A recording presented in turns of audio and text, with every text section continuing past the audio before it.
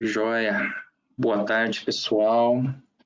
Faltando ainda um minuto, né, para o início do nosso webinar de hoje, mas a gente começou aqui 2 minutinhos mais cedo. Deixa eu até já começar a compartilhar a tela com vocês.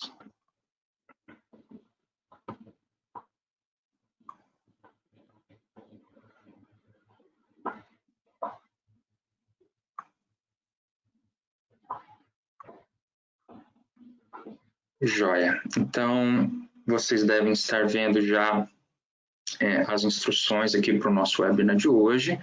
Vou passar item a item para que a gente possa ter uma boa sessão. Então, muito bem-vindos todos. Agradeço aí a participação de cada um de vocês. É um prazer enorme poder comentar sobre esse assunto, sobre publicações internacionais com vocês. Na dica número 1, a gente está falando da seta laranja, que é onde você abre e fecha o painel. Caso você queira fechar a imagem do painel e ficar com a imagem mais à vontade da apresentação, você pode fazer assim. No 2, está escrito questions aqui, mas se no seu computador aparecer perguntas, é essa janela, dependendo aí da sua máquina, ele vai identificar o idioma, e aí você pode mandar perguntas para os nossos participantes de hoje, tá? Os microfones todos, eles ficam desligados por um padrão do sistema, assim a gente consegue ter uma fluidez melhor da sessão, a gente vai recebendo as perguntas e vai respondendo aqui ao vivo para vocês, tá? Essa apresentação ela vai ser gravada, ela vai ser enviada por e-mail automaticamente, provavelmente amanhã, quando completar mais ou menos 24 horas, o próprio sistema manda a gravação para todos nós, tá? Nós vamos ter tempo para perguntas e respostas no final, mas provavelmente a gente vai fazer umas pausas durante a sessão também. A gente conhece já a apresentação, o professor Marcos, que vai estar conosco hoje, também conhece essa apresentação de ponta cabeça, então vai ser uma apresentação bem tranquila, um diálogo, né? Esse teste de áudio que a gente coloca no penúltimo ponto, na verdade, a gente já fez, a gente estava aqui já na sala 15 minutos antes, então isso não vai ser necessário, e a gente deseja uma excelente sessão para todo mundo. Então, o que eu gostaria de fazer agora é apresentar aqui, já no início, né, dessa sessão Guia para Publicar Internacionalmente, alguns dos participantes, né? Então, eu vou começar aqui acima à direita, tá o professor Marcos Ferraço, da UNOCHAPECO, que vocês estão vendo no vídeo também, né? Ele vai nos acompanhar e vai abrilhantar a apresentação de hoje com a experiência que ele tem, publicações, pesquisa. Também na sessão está com a gente a Isabela Danelucci, que vai estar nos acompanhando e especialmente gerenciando todas as perguntas, né? A gente tem uma interação muito grande no chat, então a gente vai precisar aí desse auxílio dela. Tá? Eu estou aqui abaixo, eu sou o André, trabalho também na Emerald, junto com a Isabela, e sou mais responsável por essa parte de apoio à pesquisa, aos autores. Tá? A Tutila Aragão não está conosco hoje, mas ela também integra a equipe brasileira, ela reside em Brasília e também trabalha conosco, ela é responsável pela parte de capacitação, treinamentos, tudo que vocês precisarem saber sobre a plataforma. Né? Não está a foto aqui, mas está conosco também a Valéria Garcia, que é a nossa vice-presidente para a América Latina e para o Caribe. Tá? Então, inclusive, vou passar a palavra para ela, para que ela possa aí dar as boas-vindas para todos vocês. Tá bem? Obrigado. Boa tarde a todos. Como o André já me apresentou, né? Eu sou a Valéria. Bom, eu gostaria de, primeiramente, agradecer ao professor Marcos Ferraço por aceitar o nosso convite, né? É um prazer tê-lo conosco. Bem-vindo, professor. Agradeço também a nossa equipe da Emerald pela organização dessa série de webinars para o segundo semestre agora de 2020. Nós pensamos com muito carinho, né, os assuntos que seriam abordados e esperamos que os participantes desfrutem de cada ensinamento que traremos aqui. Agradeço também a cada um de vocês que participa hoje conosco e convido todos a seguirem nossas mídias sociais para que estejam informados dos próximos webinars que estamos fazendo. Esse é o primeiro webinar do segundo semestre de 2020 e trata sobre como publicar internacionalmente, que é um tema importante para todos nós, que trabalhamos com pesquisa, seja diretamente ou indiretamente, e eu tenho certeza de que iremos aprender muito hoje, e creio que estamos todos muito curiosos para ouvir sobre a experiência do professor Marcos, né?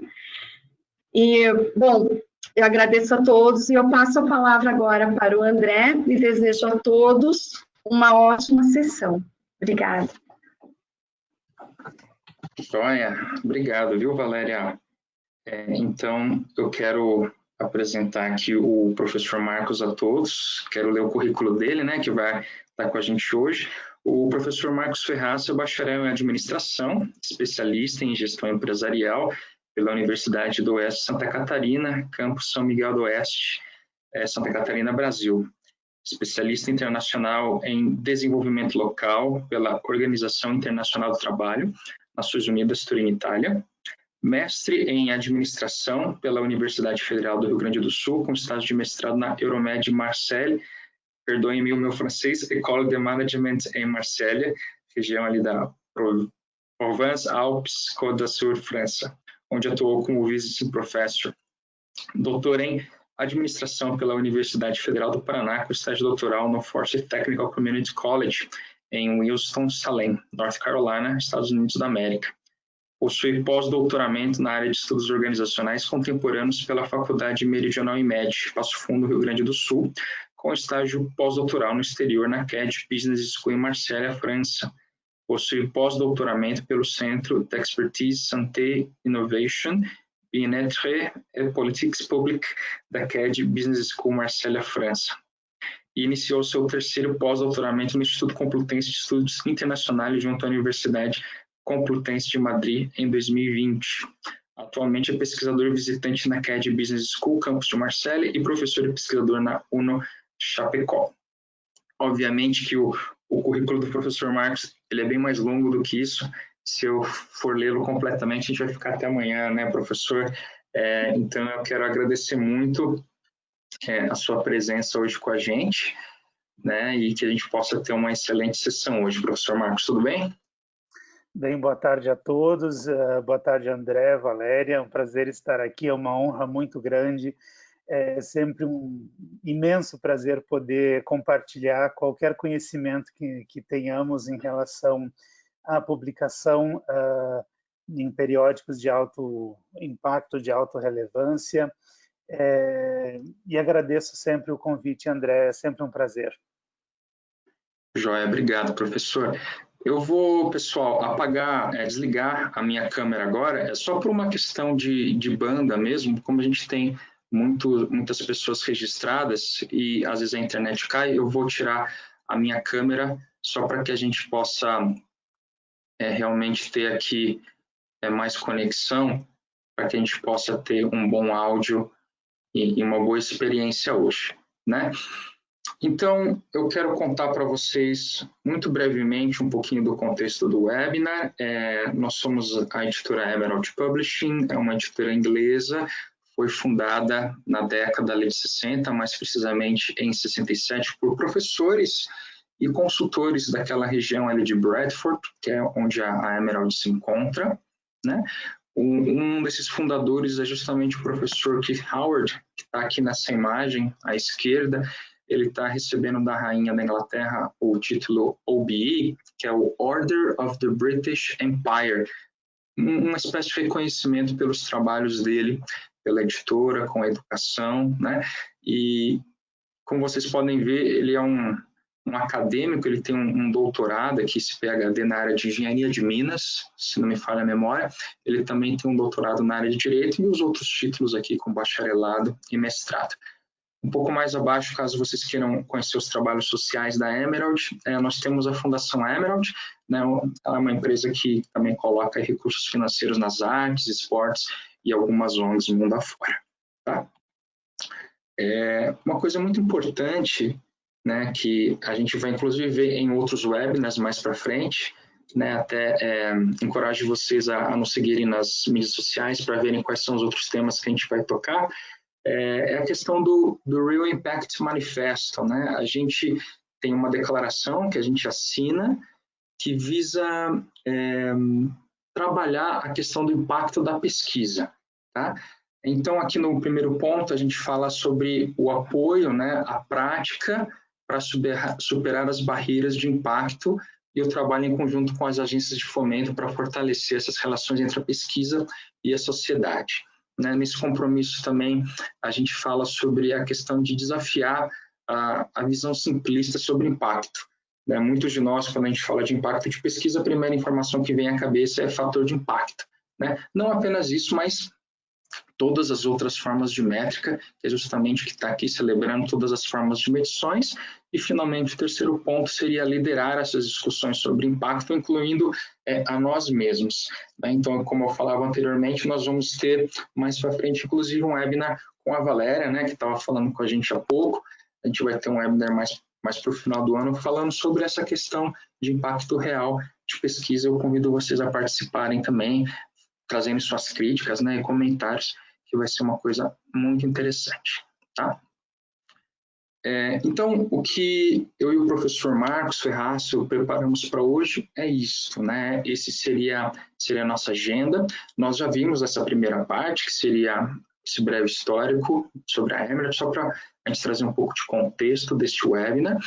Nós vamos ver na sequência o guia para publicar internacionalmente mesmo. Então, a gente vai ver alguns princípios de publicação, alguns textos.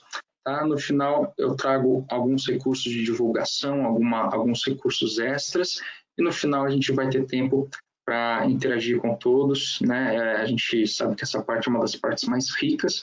Então, eu espero que a gente tenha bastante tempo no final para a gente conversar bastante. A ideia do webinar de hoje é que ele seja um diálogo, né? Então, junto com o professor Marcos Ferraço, a gente vai estar trocando figurinhas, digamos assim, né? Como fala meu pai. Então, a gente vai trazer alguns textos, apresentar, e eu vou estar sempre convidando o professor Marcos para trazer um ponto de vista dele, alguma experiência que ele tem, para que isso fique um pouco mais dinâmico, tá? Então, todos prontos? Muito bem. A gente começa esse webinar de hoje com essa imagem, né? Como vocês podem ver, a gente tem um artigo aqui pouquíssimo comentado, né? A gente não vai ler isso daqui porque não é o caso, mas o que eu quero trazer com essa imagem? Se vocês entrarem lá no site da Emerald, emerald.com, vocês sempre vão encontrar muitos artigos sobre artigos, que é uma coisa muito interessante, e eu pensei neste texto, dois trechos bem breves para a gente fazer uma leitura aqui e começar a trabalhar esse assunto das publicações, né?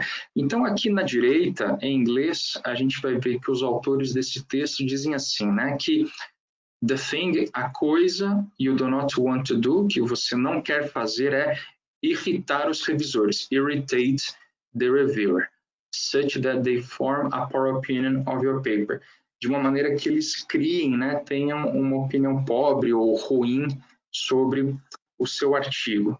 Eu costumo dizer, professor Marcos, que como a gente aqui no Brasil fala português, né, esse é o nosso idioma, isso aqui, cedo ou tarde, vai nos atingir, salvo, obviamente, aqueles que sabem falar inglês muito bem, mas, em geral, quando a gente redige um texto, a gente encontra dificuldades, né? Eu não sei se você tem alguma experiência que gostaria de compartilhar com a gente nesse sentido, né? Se já sofreu essa questão de receber um texto que estava tão mal escrito que te irritou, ou ao contrário, talvez, né? Não sei se talvez tenha irritado algum revisor. O que você acha dessa primeira parte? Eu acho que assim, André, é essencial. Como a gente está na área da administração, né? Eu acredito que a maioria das pessoas que nos escutam, que nos estão assistindo hoje, acompanhando esse seminário, provavelmente eles estão em grande parte na área de administração, embora a Emerald, logicamente, não é exclusiva nessa área. mas a questão de conhecer a língua é um passo essencial quando a gente está tratando de um artigo internacional, de um artigo que a gente queira publicar em um periódico internacional. Então, sim, quando tu me perguntas em relação à questão de ter uma língua bem adequada, um artigo bem adequado em termos de construção linguística, sim, ele é essencial, até porque, assim, nesse ano eu já completei 30 avaliações de artigos, né? Só em 2020. Então, realmente, a gente acaba recebendo uma série de artigos que eles vêm com um nível de inglês muito cru, muito ruim, e isso dificulta a comunicação das ideias. Então, o que não é bem comunicado não pode ser bem entendido pelo avaliador. Então, é uma questão básica. Que legal, professor. Eu fico com uma dúvida, né? Enquanto revisor desses periódicos internacionais, como que é o seu procedimento em geral? Ou, bom, imagino que vai depender muito da qualidade do inglês de cada artigo, né? Mas, em geral, você rejeita mais? Acha que dá para retornar para os autores para que eles façam algum conserto no texto? Como que tem sido? Bom, em primeiro lugar, eu faço uma análise geral do artigo, né, do trabalho em si. Claro que se tem alguns erros de digitação, algumas questões realmente de língua, né, você não vai acabar rejeitando um artigo bom ou que tenha contribuições boas para a academia, só pautado nessa questão de língua, né? Mas é um tanto quanto difícil também você chegar nesse ponto, porque uma ideia que não é bem claramente comunicada, ela não vai ser bem entendida no processo de revisão, né? Então, muitas vezes você pode sim ter essa questão, né, de ter um bom artigo com algumas falhas estruturais no texto. E isso normalmente denota que são textos que são de não falantes da língua inglesa, né? Então, isso é meio que óbvio, né? Até porque nós não somos nativos, nós brasileiros ou latino-americanos, nós temos essa dificuldade com a língua inglesa, mas não pode ser um obstáculo para quando a gente vai começar. Então, sempre quando a gente está escrevendo um artigo e está buscando publicar num periódico de nível, é essencial que a gente busque uma ajuda especializada na revisão, né, no proofreading do artigo, para evitar esse tipo de situação, né? Até porque, realmente, se você não se comunica muito bem, o revisor vai começar a demorar demais a entender a tua ideia e vai começar a ficar mais complicado para você como autor, né? Isso eu concordo plenamente. Legal, professor, obrigado. Eu costumo dizer que escrever é uma arte mesmo, né? É bastante difícil. Se fosse tão trivial assim, estaríamos todos escrevendo Harry Potters por aí e, e ficando bastante ricos com isso, né? Tanto é verdade que quem já deu aula sabe, né, que nem importa muito o idioma, quer dizer, o idioma ele faz a diferença, mas escrever em português também é complicado. Né? Eu digo isso porque nesse trabalho com a Emerald de muitos anos, com alguma frequência os comentários assim, puxa André, eu mandei o meu texto para um amigo meu ou um primo meu que mora nos Estados Unidos ou no Canadá há 30 anos, né? Mas mesmo com essa correção, o texto foi rejeitado por conta do inglês. Isso tem ficado cada vez mais raro porque os autores têm usado serviços profissionais, mas que no final, sermos nativos em um idioma também não é garantia de que a gente tenha um português bem escrito, né? Quer dizer, eu já tenho mais de 30 anos, né, como brasileiro, mas não quer dizer que necessariamente a minha redação no português seja super boa, ainda mais para um texto científico, né? Inclusive, os autores aqui na sequência, né, no segundo parágrafo, eles falam assim que o bad writing often goes hand in hand with murky thinking, ou seja, uma escrita deficiente, ela vem mão a mão com esse murky thinking. O murky no inglês ele é obscuro, pouco claro, né? Que não se entende bem. Então, by writing clearly, you are forced to clarify your understanding. Então, a ideia é que a gente tenha uma escrita redondinha, né, o mais claro possível, para que justamente os revisores possam compreender bem a ciência por detrás daquilo que a gente quer publicar, que é o que o professor Marcos também comenta com a gente aqui agora, né? Avançando um pouquinho mais, indo para a próxima tela, a gente traz um outro texto que também foi publicado na Emerald. Neste caso, não é um artigo, ele é mais um texto dos editores, né, um editorial, e do European Journal of Marketing, e eles trazem alguns conselhos, né, para a gente ter mais sucesso nessa jornada. Então, um trecho muito interessante aqui, que eles falam que os congressos, né, os conferences, nos dão uma maneira muito efetiva da gente participar desse scholarly conversation, que é esse diálogo científico que a gente trava nas revistas. Eles avançam dizendo o seguinte, né, que they present more recent developments. Esse they aqui seriam justamente os congressos, né? Os congressos nos dão os desenvolvimentos mais recentes, as novidades, né, na área, muitas vezes mais até do que artigos que podem ter sido escritos 2 ou 3 anos antes da eventual publicação. Aqui eu queria fazer uma pausa e até perguntar para o professor Marcos novamente, né? Eu acho que deve ser a dúvida de muita gente, eu me colocando aqui como um egresso do programa de mestrado ali na ECA, como que você fez, professor, para se antenar, né, nesses eventos de referência na sua área? Você conversou com o seu orientador? Foi por meio de leitura mesmo dos artigos? Como que você fez essa busca?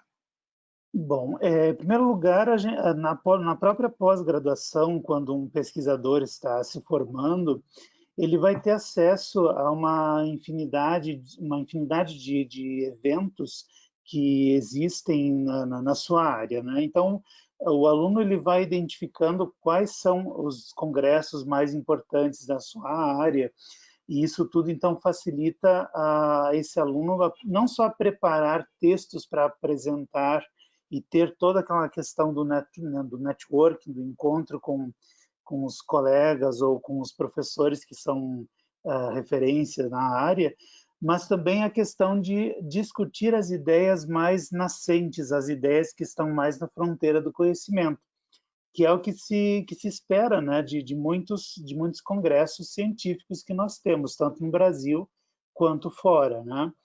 Então, se nós partirmos desse ponto de vista, por exemplo, as revistas em si, elas trazem, com certeza, André, novidades, né, o que está sendo pesquisado na área, e eu acredito que as conferências, por serem uma publicação mais rápida, processos de produção e de avaliação são mais rápidos, né? Isso permite com que você tenha, então, um contato mais direto, até porque nas conferências é um espaço que a gente espera que se tenha as discussões para melhorar o artigo que você tem, para depois, então, submeter para uma revista, né? Então, digamos assim, que as conferências, elas acabam fazendo esse meio de lapidar o teu trabalho de uma forma tal que você consiga ter um artigo muito melhor para poder submeter depois para a revista, né? Legal, professor, eu agradeço. Muita gente também nos pergunta, né, se um artigo que foi apresentado num evento pode depois ser publicado na Emerald. No nosso caso, na Emerald, sim. Inclusive, a gente acredita que os eventos, né, esses congressos, são parte do processo de publicação, né? Assim como o professor Marcos comentou, a gente tem essa expectativa de que um artigo apresentado no evento, ele vai ser aprimorado, né, com os comentários dos colegas, vai ser renovado de alguma maneira e vai ser publicado mais à frente com possíveis novidades, melhorias, etc. e tal, né? Só uma questão, se me permite, André. Claro. Eu recomendo que quando o artigo for apresentado em um congresso, que se faça uma nota de rodapé ou na title page, né, na submissão do artigo, que este é um artigo, uma revisão expandida do artigo apresentado em tal congresso, né? Acho que é importante destacar isso também. Legal, joia, agradeço, professor. Muita gente pergunta, né, daquela tal de cover letter, né, a carta de apresentação, o que se faz. né? Vou até aproveitar o gancho e perguntar. A gente não tem esse slide na apresentação de hoje, porque senão a gente ia ficar 5 horas conversando aqui, tem muita coisa. Mas muita gente diz que a carta de apresentação, o cover letter, é um item muito importante, né? Como que você vê isso, professor? É mesmo?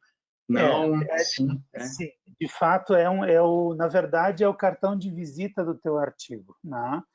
Então, assim, a primeira impressão que você vai ter, por exemplo, para o editor, em primeiro lugar, e depois, por conseguinte, se a carta também for encaminhada, isso raramente vai para os avaliadores, mas principalmente é o meio de comunicação, o primeiro contato que você estabelece com o editor. Então, se a primeira avaliação que você tem, né, para evitar o desk rejection, né, que é a rejeição já por parte do editor, ele vai passar por essa questão de você ter uma carta de apresentação muito bem feita do teu trabalho.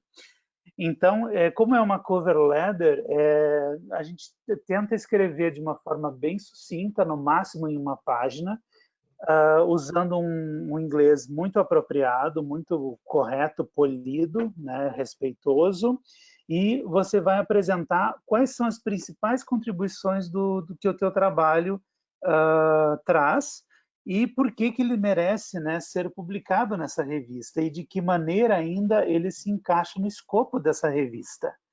Então, são aspectos muito importantes que a carta de apresentação do artigo deve enfatizar. Então, a gente não vai reproduzir, por exemplo, simplesmente trechos do artigo ou colar partes do resumo, por exemplo. Não. A ideia é justamente de que você apresente o artigo para o editor de uma forma que atraia a atenção dele a ler o teu trabalho, né? Então, é um documento essencial e cada vez mais utilizado assim, por periódicos. Joia, obrigado, professor Marcos.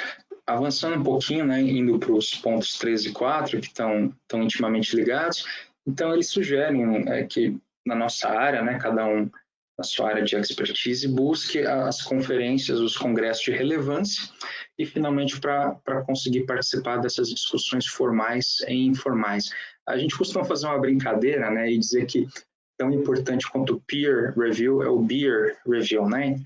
É difícil de traduzir, mas alguma coisa do tipo, tão importante quanto a revisão por par é a revisão no bar, né?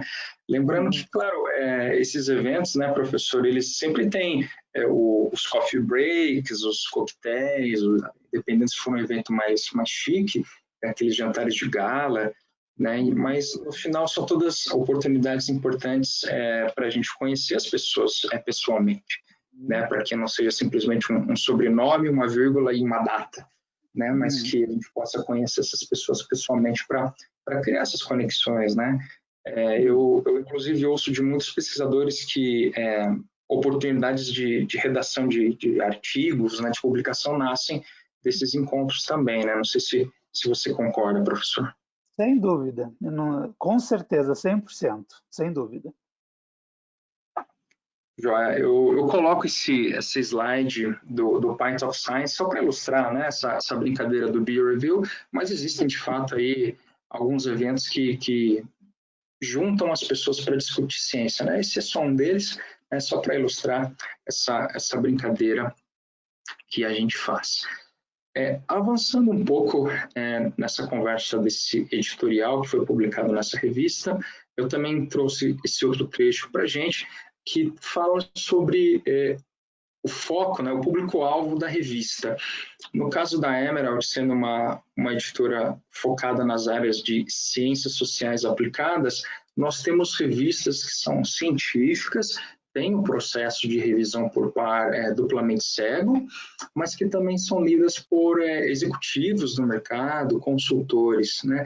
Eu me lembro que anos atrás um professor daqui do Brasil que lecionava, creio que leciona ainda, num mestrado profissional, estava me falando, puxa André, a gente tem aqui um texto de um aluno meu, ele está se graduando e a gente queria uma revista que fosse científica, tivesse indexada, mas que também tivesse esse apelo de mercado, né? Vocês têm alguma coisa assim? Nós temos, né? Se vocês clicarem aqui na apresentação, vocês serão levados aqui para um link onde nós temos alguns journals da Emerald que inclusive pedem um número menor de palavras, né? Então, caso vocês tenham essa necessidade, eu recomendo que vocês revisem essa lista aqui, tá bem?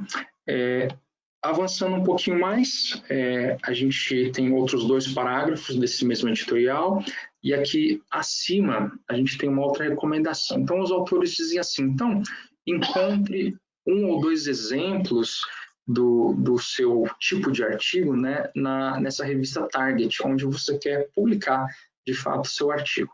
Estes exemplos não são necessariamente sobre o mesmo assunto, né? Mas eles mostram como foi escrito, redigido, o estilo de escritura, talvez o método, né, tem alguma semelhança, ou também a construção, aqui eles falando o estilo de argumentação. E aqui até aproveitar e perguntar para o professor Marcos, né? Eu já ouvi muitos editores, que a gente sempre participa desses encontros de editores, né, professor, nesses congressos nacionais ou internacionais. Uma vez eu estive num desses painéis e um editor estava se queixando que ele rejeitou um artigo porque aquele artigo não citava nenhuma das revistas de referência na área dele, né? Esse editor era editor-chefe de uma revista internacional, e dizer, olha, ele não citava nenhum artigo anteriormente publicado na minha revista, não que ele fosse obrigado, não existe obrigatoriedade, mas também não citava nenhuma outra revista de referência internacional, né? E aí ele estava comentando aquilo. Como que você enxerga isso, professor? Né? Nesse caso que você comentou, é um caso clássico de um artigo que não fez a devida revisão da literatura, né? Então, espera-se que, por exemplo, se você vai fazer uma boa bibliometria, uma boa revisão da literatura, você vai acabar caindo em alguns artigos que são clássicos e muito conhecidos na sua área de estudo, né, no seu campo de pesquisa. Então, assim, você tem que provar que você conhece bem o campo de pesquisa. E você faz como?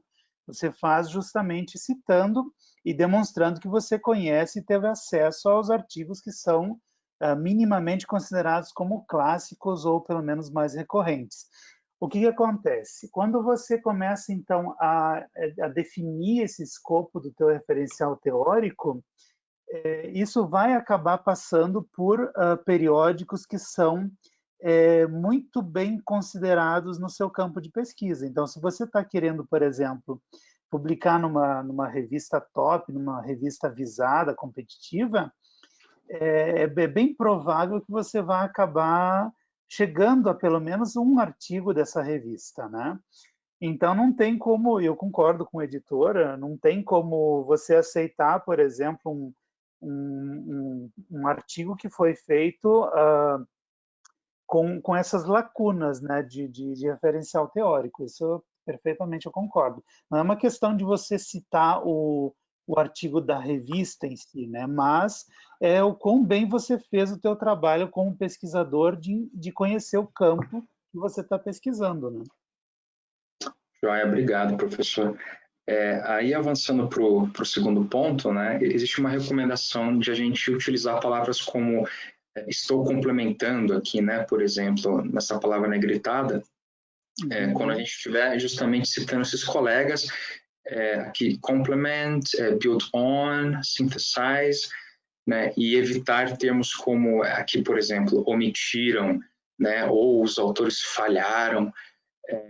Eu acho que está ficando cada vez mais comum, pelo menos é o que eu tenho percebido nesses encontros de editores, que muitas vezes as pessoas que nós citamos tornam-se os nossos revisores, né? Inclusive, eu ouvi um caso recentemente, foi no ano passado, um artigo que foi rejeitado, então os autores trataram de mandar esse mesmo artigo para uma segunda revista. Só que, ao chegar nessa segunda revista, o artigo caiu na mão do mesmo revisor, né? E, assim, para a infelicidade dos autores, eles foram rejeitados, né, no primeiro caso, não fizeram nenhuma correção em cima dos comentários do revisor, pegou na mão do mesmo revisor da revista B, que era o mesmo revisor, e aí acabaram sendo, acho que, rejeitados no segundo caso também, né? Então, acho que esse cuidado com os termos, como a gente cita os colegas, é bastante importante. Até aproveitar aqui e mandar um alô para alguns colegas, né, que a gente estava até comentando antes do início, o professor Jair Santos, o Gustavo Souto, que estão online aqui, eu estou vendo o nome deles, mando um abraço para eles, enquanto a gente vai avançando aqui. Um terceiro texto que vocês também vão encontrar no site da Emerald é o Getting Published. Esse é um texto que foi publicado numa revista que tem foco mais asiático, né? Mas alguns comentários são muito interessantes e também servem para nós. Tá? Eu vou colocar os 3 pontos aqui.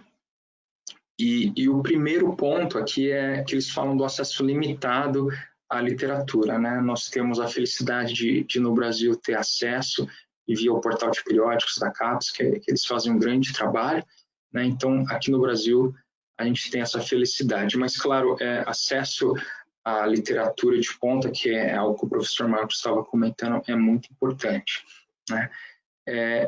Uma segunda recomendação que ele traz, esse autor desse texto, é que talvez nós tenhamos acesso limitado a ideias, né?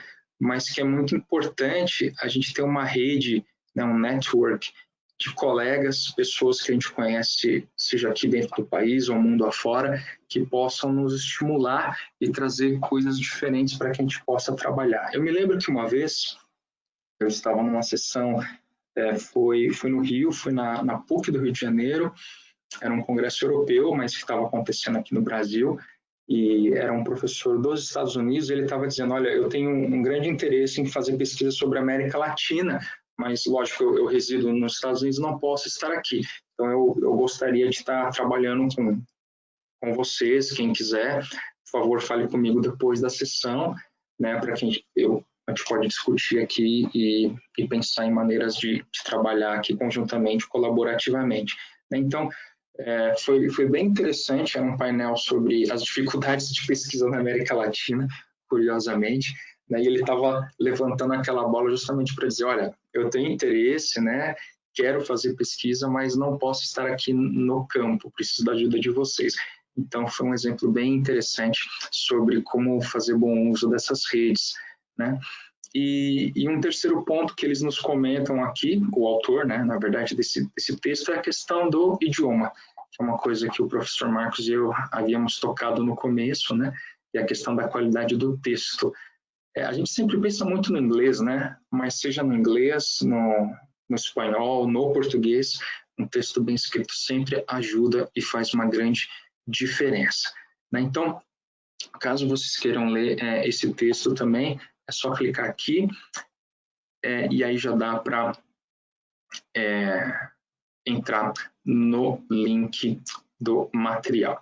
Eu trago um outro slide interessante aqui, que é a questão das revistas que não tem tanta qualidade assim, né? Muitos chamam isso de revistas predatórias, os predatory journals. Acima tem um caso muito interessante, muito famoso, de um professor de Harvard, o professor Bohannon. Ele fez um estudo completamente falso, ele inventou um estudo, né, e mandou esse artigo fake para algumas revistas que ele selecionou, e várias dessas revistas decidiram publicar esse artigo, tá? Mesmo sem nenhum processo de revisão. Tá? E na imagem mais abaixo é o caso Sokal, né, que é o sobrenome do autor, também ficou bastante popular na época. Esse autor, ele questionava a qualidade de alguns artigos que eram publicados em algumas revistas, especialmente em algumas áreas específicas, e aí ele inventou esse texto aqui também, é o Transgressing the Boundaries Towards the Transformative Hermeneutics of Quantum Gravity. E justamente o que ele tentava levantar era, gente, vocês têm usado termos tão complexos, né, expressões tão difíceis, que é difícil da gente entender o que a gente tem publicado. E aí ele escreve isso, segundo esse autor, é um monte de texto cheio de blá blá blá, né, e ele finalmente consegue publicar nesse jornal. Então, quando a gente está nessa caminhada, né, para publicar, com alguma frequência a gente se depara com algumas revistas predatórias, e aí a gente coloca esse slide aqui para lembrar que a gente precisa ter cuidado com isso. Eu mesmo já recebi vários convites para algumas revistas falsas, inclusive revistas pirata, né? Então a gente traz essa imagem aqui justamente para alertar, levantar essa bandeira, e o professor Marcos está me lembrando que os colegas podem baixar a apresentação, clicando em documentos. Caso não seja possível, amanhã, também pelo próprio sistema, a apresentação vai ser enviada automaticamente, tá bem? Joia.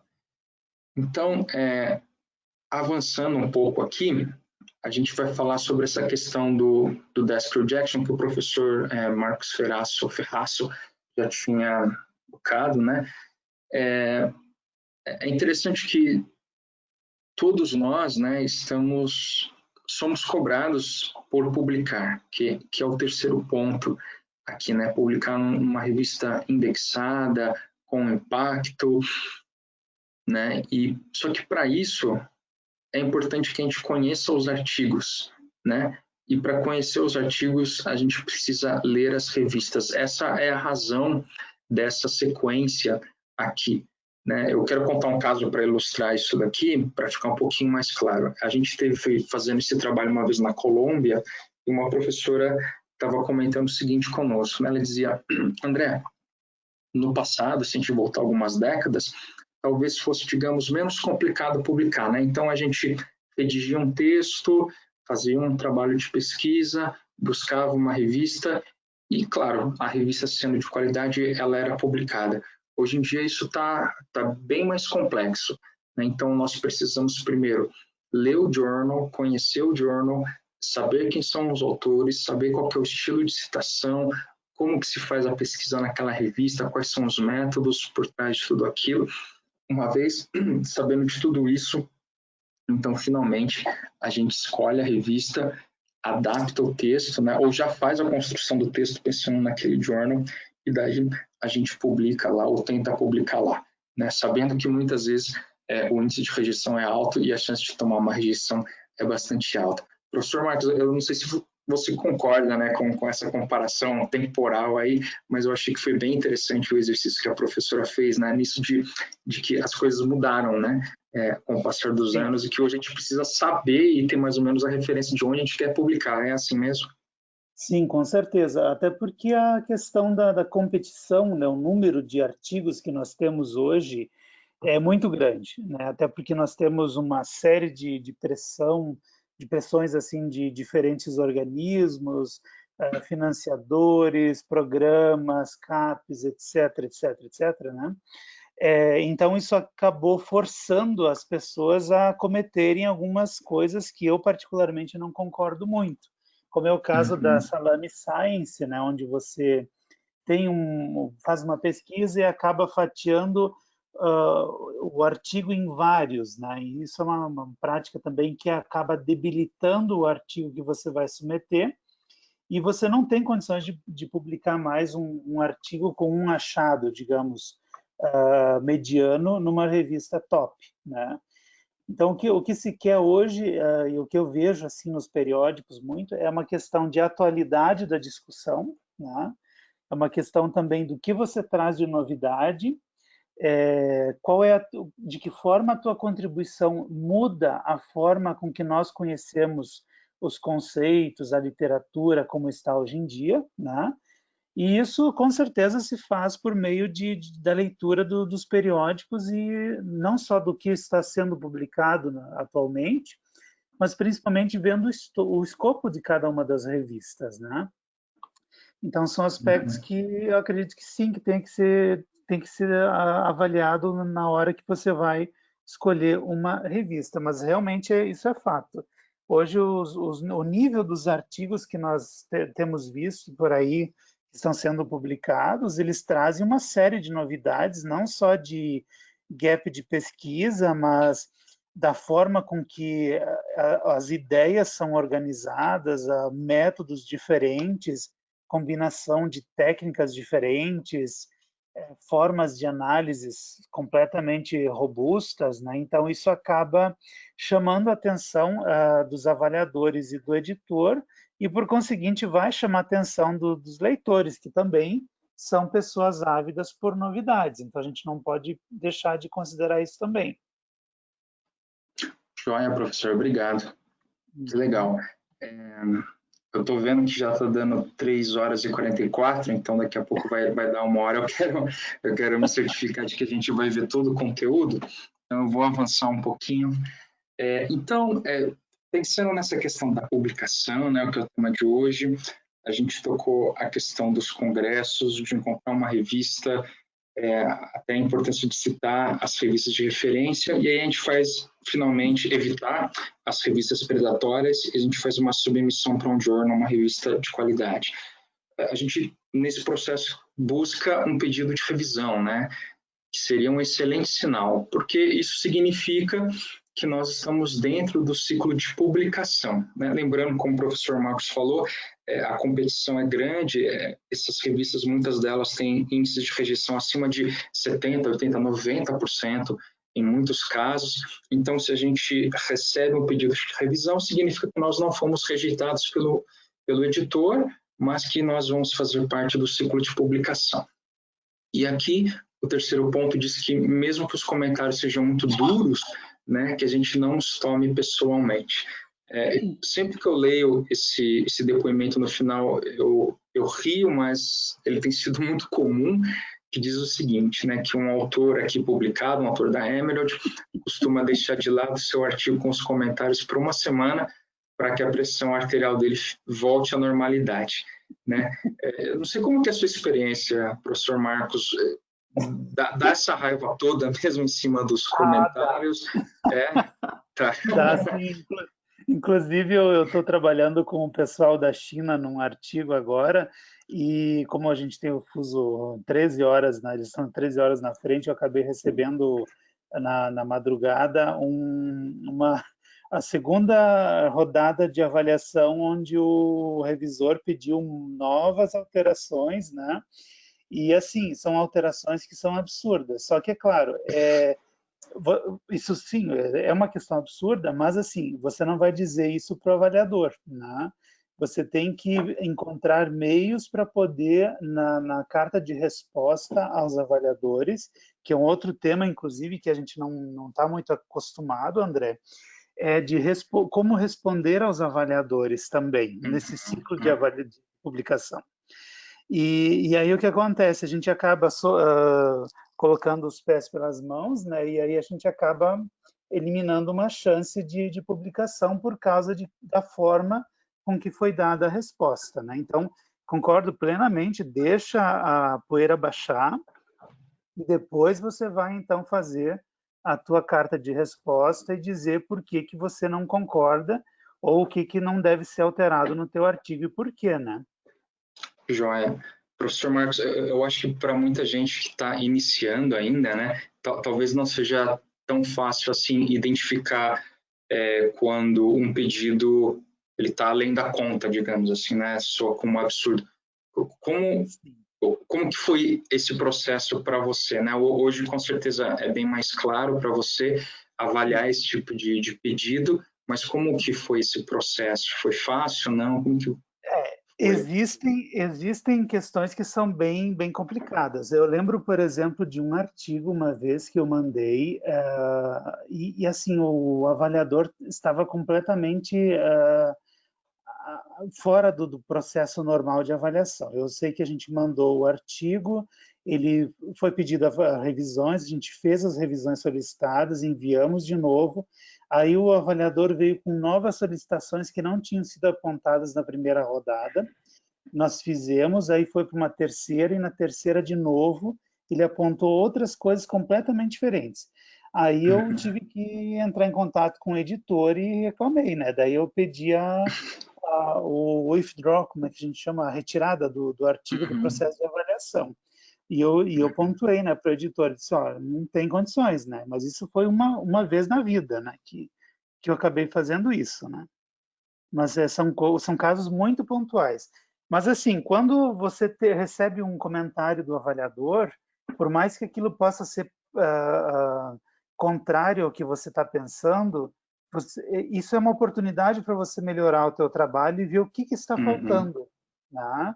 Então, por vezes, existem mesmo fundamentações para que o avaliador está colocando aquilo, né? Porque, veja, o processo de avaliação de um artigo, ele é feito por gente experiente, por pesquisadores já muito reconhecidamente na área, né? Internacionalmente. Inclusive, teve uma vez um artigo que eu mandei para uma revista e ele foi recusado por um autor, que é se não me engano, é Joe Tidd, do Tidd de St. Pavet, da inovação, né?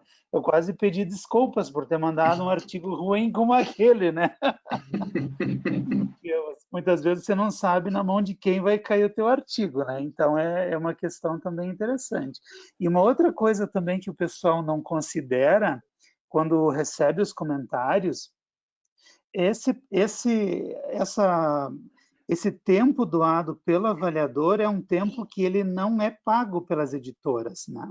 Então, as editoras, a maioria, acho que mais de 90% das editoras, elas não pagam para os avaliadores para fazer essa atividade, né? Então, como é que eu vou dizer, quase um trabalho caritativo, digamos, para a ciência, né? Então, por isso que temos que atentar também à forma com que a gente vai responder aos avaliadores.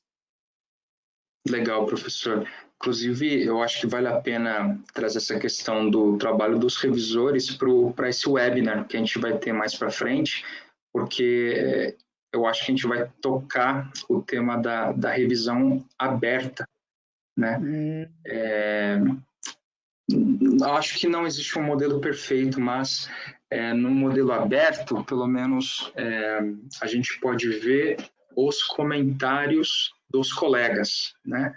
Possivelmente, inclusive, já que na revisão aberta, cada comentário ele pode receber o tal do DOI, né?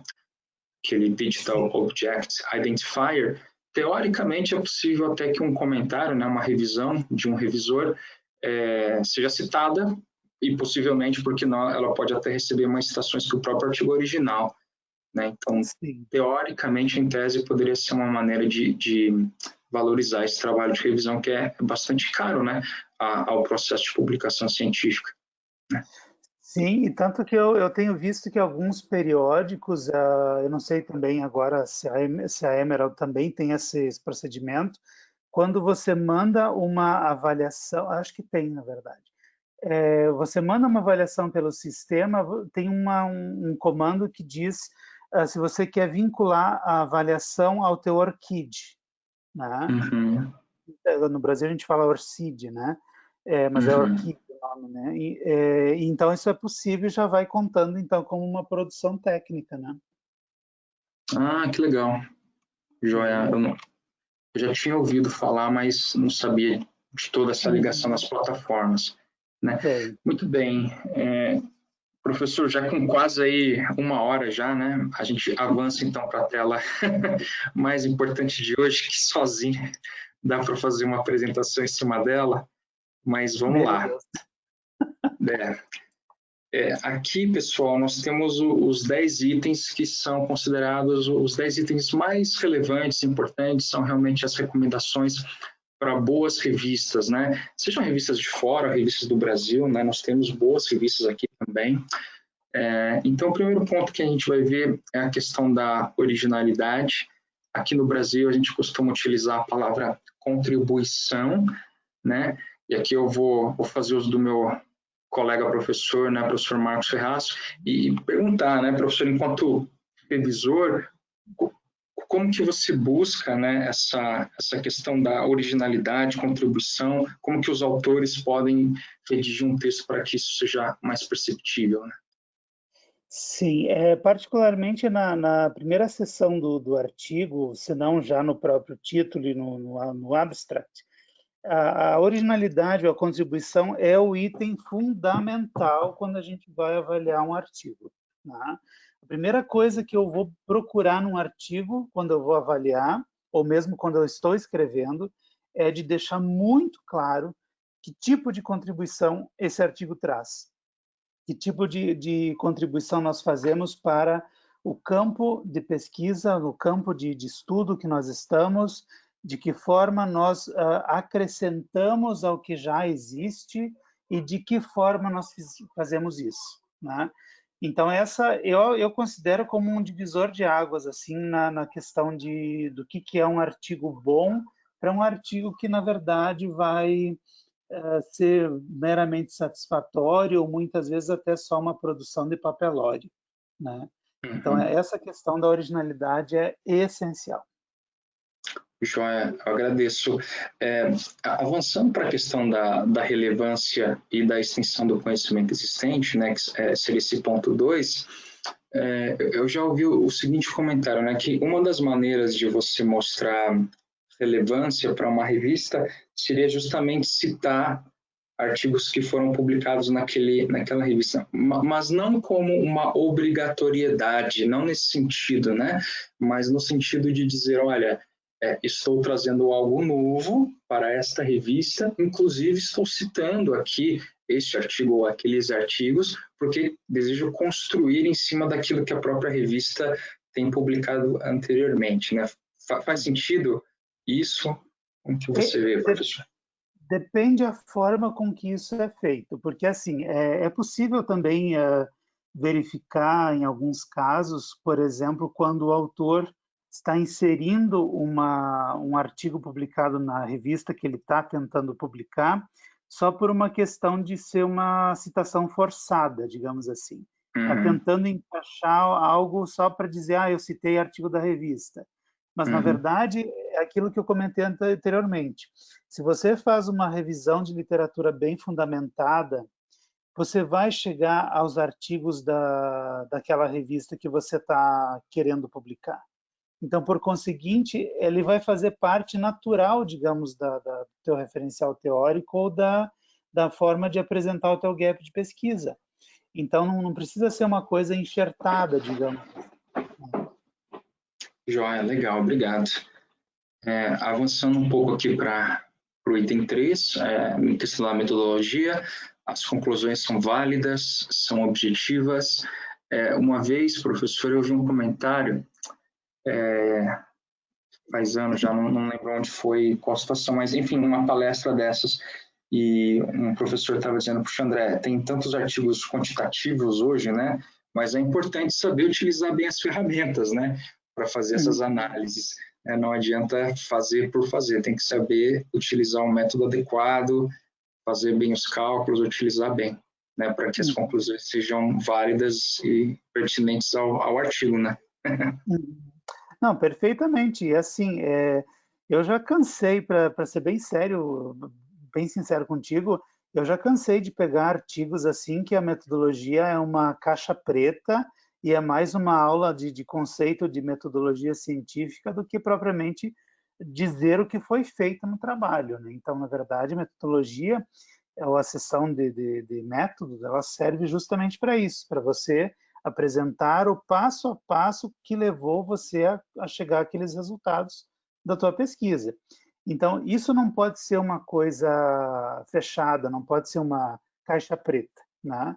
Até porque a gente precisa entender como que metodologicamente o autor chegou àqueles dados e como isso tudo foi analisado, né? Então, perfeitamente essa questão das conclusões válidas e objetivas, na verdade, dependem de uma metodologia clara e bem definida. Legal.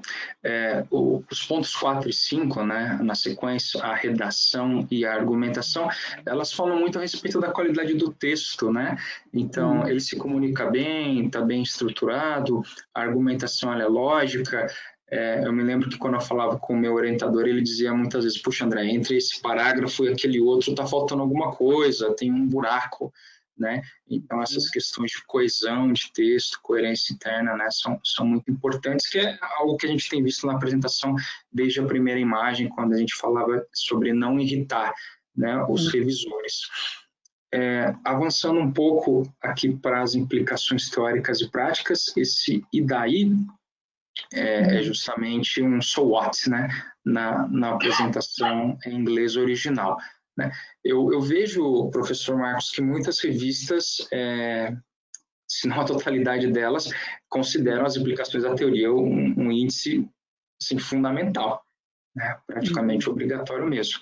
Né? Quais são as implicações que o artigo traz para a teoria e também para a prática muitas vezes. Né? Eu sei que na Emerald, essa questão das implicações, social implications, practical implications, é uma coisa que sempre aparece ali naquele resuminho estruturado da Emerald. Né? Sim, e assim, o resumo estruturado da Emerald é algo muito interessante que a gente não vê nas outras editoras, porque assim, ele te dá justamente direto ao ponto quais são os elementos estritamente necessários para você construir um bom abstract. E o abstract é a cara do artigo, né? Todo mundo sabe que, como o título, né? São as duas seções, as duas partes principais que chamam a atenção de qualquer artigo. E a questão da implicação, sim, é uma questão também de discussão, né? De interpretação do que você encontrou, ou seja, o que isso tudo implica? Isso tudo significa o quê, afinal de contas, né? Que é justamente o salto analítico do pesquisador que tem que ser dado, né? E isso quem consegue fazer é só o autor do estudo, né? Aqui no próximo ponto, professor Marcos, a gente fala de referências novas, né, relevantes para o texto, claro, que é uma coisa que você já até tocou quando disse que dá para perceber quando uma citação está sendo colocada ali só para dizer que leu a revista, mas como que você faz, professor, a sua revisão de literatura aqui? Alguma dica, algum conselho? Sim, na verdade são duas, né? Assim, você tem que mostrar que você conhece o campo, então você tem que demonstrar que você conhece quem são as origens, quem são os clássicos, quem trouxe as principais contribuições para o campo e ainda o que está sendo discutido agora e ainda o que não está propriamente bem desenvolvido, que é o gap de pesquisa. Então, as referências elas acabam tendo esse papel em termos de profundidade e atualidade. São duas questões pontuais. Show de bola, obrigado. Eu tenho um caso muito interessante que fala sobre referências, né, mas está ligado muito com a internacionalidade. Eu me lembro que teve um ano em que nós tivemos um incremento de submissões para algumas revistas da Emerald e a publisher na época estava me dizendo que, infelizmente, daquele incremento nenhum artigo foi publicado, né, porque as referências eram apenas nossas aqui do Brasil, né? Mas essas revistas de fora, né, internacionais, elas não publicam, obviamente, apenas brasileiros, elas publicam pesquisadores do mundo todo. Né? E essa é justamente uma das maneiras de dizer que conhece o campo, né, professor, que é isso que você estava citando. Perfeitamente. Joia. Avançando aqui para o penúltimo ponto, então a gente tem a questão da aderência ao escopo editorial, objetivos da revista. Né, nessas revistas de referência sempre vai ter lá aquela página dos tais Aims and Scope, né, do journal, onde você tem as informações sobre quais são os temas de publicação, e aqui o último ponto, que são o título, palavras-chave e resumo bem redigidos. Queria dizer alguma coisa, professor Marcos? Sim, na verdade aqui não é só o título, palavras-chave e resumo que devem ser bem redigidos, mas todo o artigo, né? Mas eu entendi o enfoque que vocês querem dar. E sim, a questão do título, palavras-chave e resumo, na verdade, são os pontos essenciais que vão fazer com que os pesquisadores cheguem até o teu artigo, né? Então, por isso que tem que trazer um título muito bem estruturado, bem enxuto, que comunique com palavras simples exatamente o que o teu artigo está trazendo. Assim como as palavras-chave que auxiliam nos termos de busca, quando você está buscando nas bases de dados, e principalmente ter um bom resumo. Né? Eu acabei de avaliar um artigo essa semana que assim era um completo fracasso, né? O que tinha no resumo. Então, assim, tem que ter essa estruturação, o próprio resumo estruturado da Emerald ajuda o pesquisador a desenvolver muito bem o que deve ser feito em cada uma das etapas, E assim, é essencial, porque qualquer avaliador, editor, vai começar lendo o título e o resumo. Por ali você já tem uma ideia geral assim do que tem o artigo, né? Daí você vai ler a introdução e vai ler o restante. Professor Marcos, como você faz a seleção das palavras-chave dos seus artigos? Tem algum método mais específico? Como que você faz? Sim, eu particularmente eu tenho duas questões-chave quando eu trato da palavras-chave. Em primeiro lugar, eu não fico limitado ao resumo ou ao título, eu não fico repetindo palavras-chave que estão ali, mas que, na verdade, reflitam o artigo como um todo, né? Então, muitas vezes você tem algumas palavras que você pode complementar e que não estão, por exemplo, no resumo, né? Por exemplo, uma determinada técnica de análise ou um método inovador que você está usando, enfim, coisas assim. O outro ponto é sempre utilizar o número máximo de palavras-chave permitidas, né? Isso vai fazer com que o teu artigo também apareça ou tenha mais chances de ser encontrado nas bases de dados depois. Porque, afinal de contas, a gente faz a pesquisa para quê, né, André? É para que a gente tenha projeção internacional, seja citado em futuras pesquisas, né? É isso que faz também a reputação do pesquisador. Infelizmente, a gente está falando de métricas, né? Mas é ainda um dos fatores essenciais quando a gente fala de publicação e pesquisadores. Nossa, que legal, professor. Obrigado pelas dicas. Muito legal. Eu quero incentivar o pessoal que está no chat, né, nos assistindo hoje, a enviar perguntas, porque essa é a última tela do guia para publicar.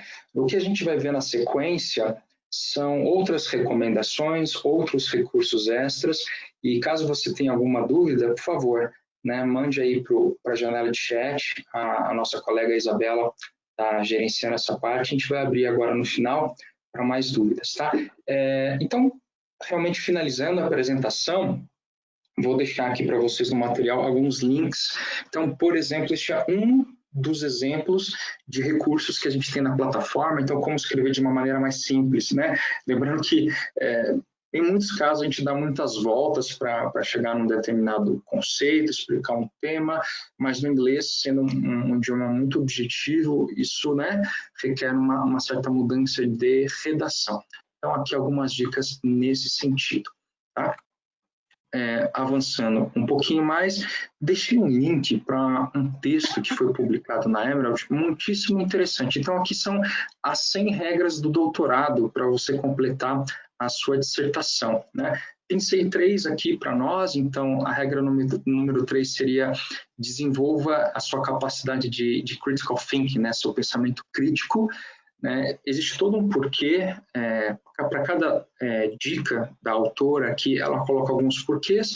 Neste caso, é para a gente ter sempre uma análise crítica em cima do texto, para a gente não fazer uma leitura simplesmente pela leitura, mas para a gente sempre tentar ter um espírito investigativo, né, quando a gente faz a revisão de literatura. Na dica 33, esse artigo professor. Esse artigo é ótimo. Eu acho que ele deve ser um texto assim, obrigatório para qualquer aluno de primeiro ano de doutorado. É muito bom. Ah, que legal. Eu acho muitíssimo interessante e ele é tão bem organizado, né? Porque a primeira sessão, que deve ir da dica 1 até a dica, não sei, 20, fala sobre como conduzir o doutorado, depois como fazer uma leitura e por aí vai, né? Até chegar na parte de publicação. E justamente a dica 33, né? Ela diz assim que deveríamos ser capazes de colocar 3 tijolinhos na parede do conhecimento. Os tijolos são, obviamente, artigos, né? A partir da revisão de literatura que está ali em cima. Na tese é muito fácil, né? É muito simples.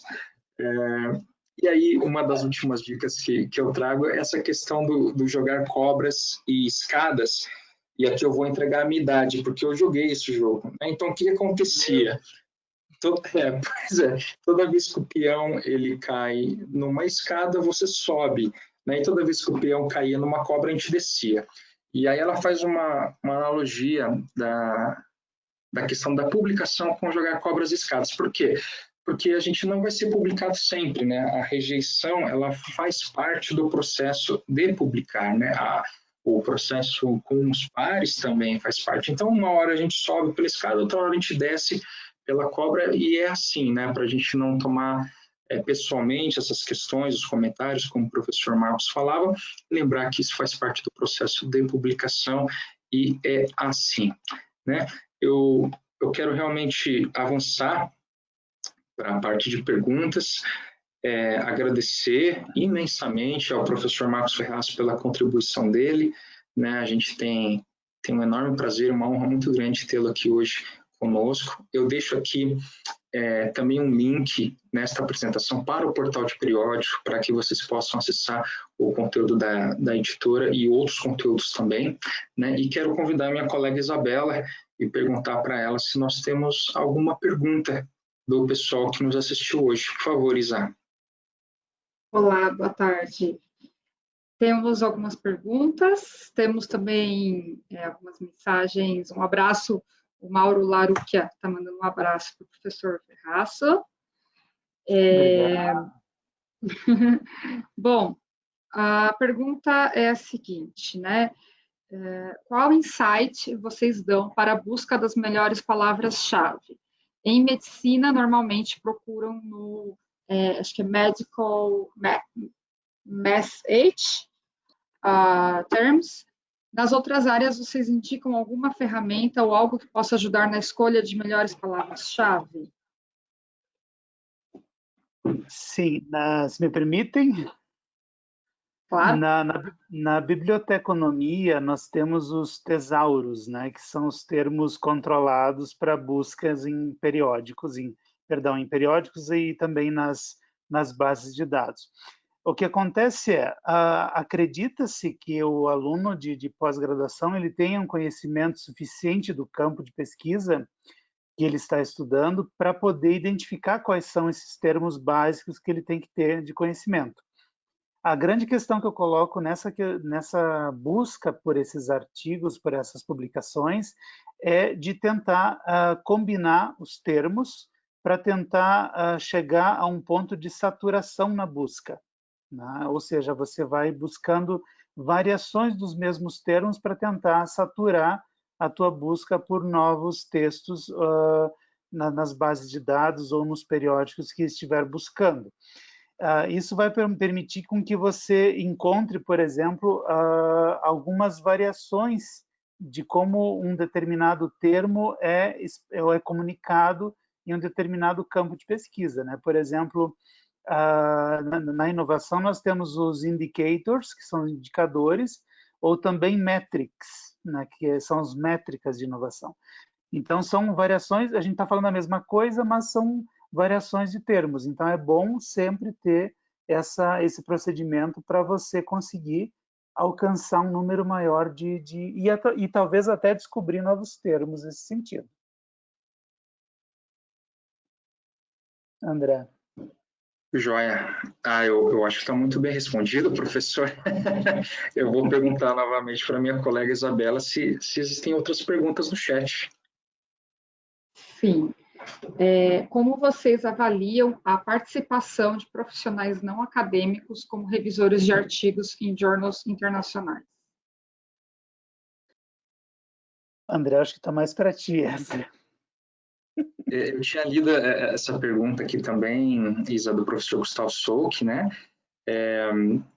Olha, considerando que nós temos tantas revistas para practitioners, né, para executivos do mercado, eu diria que a Emerald vê com bons olhos. Aliás, me lembrei de uma coisa agora.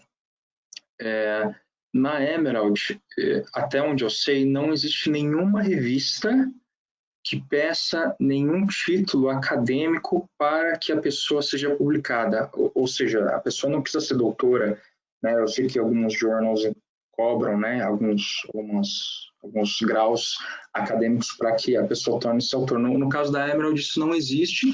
Ela se preocupa que tenha a contribuição, que o artigo seja bem escrito, tudo aquilo que nós tocamos na apresentação de hoje, que haja uma contribuição para a teoria, para a ciência ou para a prática daquele assunto que é travado naquela revista, né? Então, eu a princípio diria que a Emerald ela é bastante aberta nesse sentido. Obrigada, André. Tem mais uma pergunta aqui. A Covid-19 tem provocado atrasos nos processos editoriais em muitas revistas? Pergunto isso porque eu tenho atualmente 4 artigos em fluxo bem mais lento do que ocorre normalmente. Sem dúvida nenhuma. Posso falar pela Emerald, depois passo para o professor Marcos, né? Nós temos visto que a Covid, a pandemia e a quarentena, ela tem atingido a todos indistintamente, né? Então, conheço casos de alguns professores mundo afora que, com muita dificuldade, estão acessando os e-mails institucionais, muitas vezes nem isso. Muitos professores também precisam cuidar de irmão, irmã, filhos pequenos, pais idosos. Isso também tem diminuído o tempo que os profissionais têm dedicado às suas tarefas. Acho que esses atrasos estão acontecendo, mas é meu entendimento também, por reuniões dentro da editora, que os editores, revisores também estão sendo mais tranquilos na hora de fazer as cobranças e têm entendido que o processo ele vai se esticar um pouquinho durante esse momento. Bom, adicionando ao que o André colocou, realmente vale sempre lembrar que a atividade de avaliador de artigos é uma atividade não remunerada, onde os avaliadores, então, eles despendem do seu tempo, muitas vezes do tempo livre para poder avaliar os artigos, e eu acredito que sim, até porque, como muitas instituições acabaram migrando para o modo remoto, o modo de ensino à distância, sim, as atividades acabaram se intensificando, nós temos uma carga maior de trabalho para os professores e avaliadores, então é uma questão que era meio que esperada, digamos assim, de sobrecarga nos avaliadores, sim. Obrigada. Temos uma pergunta aqui bem interessante sobre fator de impacto, né? Então, quão importante vocês consideram essas métricas? Fator de impacto, site score. Se eu sou editor de uma revista, como destacar minha revista na comunidade, caso ela ainda não tenha fator de impacto nem site score? Marcos, quer responder primeiro? Aí eu posso ir na sequência. São duas perguntas muito específicas. A primeira delas é digamos, a importância do fator de impacto.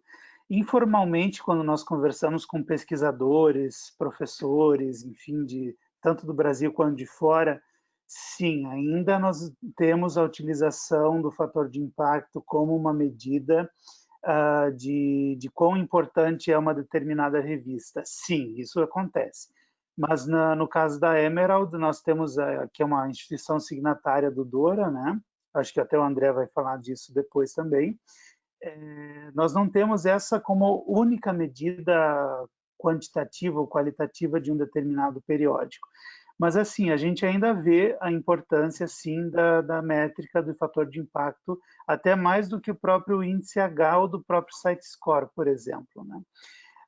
O que a revista pode fazer em relação a melhorar esse fator de impacto? Acho que foi a segunda pergunta. Confere. Isso, a segunda. Isso.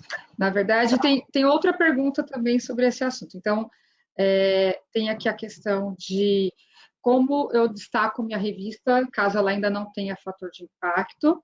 E tem outra pergunta também a ver com essa questão. Como avaliar um periódico novo que ainda não está indexado? Bom, tem duas questões bem críticas aí. A primeira delas, eu vou responder a primeira pergunta, que é com relação a como melhorar, digamos assim, a sistemática de avaliação do periódico. Bom, vejam, normalmente os bons periódicos eles estão vinculados a editoras conhecidas, né? Por exemplo, na área de administração, internacionalmente indiscutível, os periódicos que estão vinculados na Emerald têm um impacto muito grande. Eu estou falando aqui não porque eu estou aqui com o pessoal da Emerald, mas porque de fato é. Se nós pegarmos, por exemplo, na área de administração, nós temos uma infinidade de periódicos que se encaixam no escopo do nosso campo de estudo, né? Então, assim, essa questão de ter uma editora ou estar vinculado a uma editora de renome internacional ajuda também, e também a questão da indexação em bases de dados, né? Então, por exemplo, porque isso tudo, no final das contas, o que se quer? Se você está falando de métricas, as métricas têm muito a ver com o número de citações que nós temos, né? Então, esses números de citações têm a ver com o acesso que as pessoas têm e começam a citar a tua revista. Então, isso leva tempo, né? Leva tempo, é um processo que você tem que atender uma série de requisitos para poder estar, por exemplo, na Scopus, ou vinculado ao Web of Science, ou à Science Direct, e assim por diante.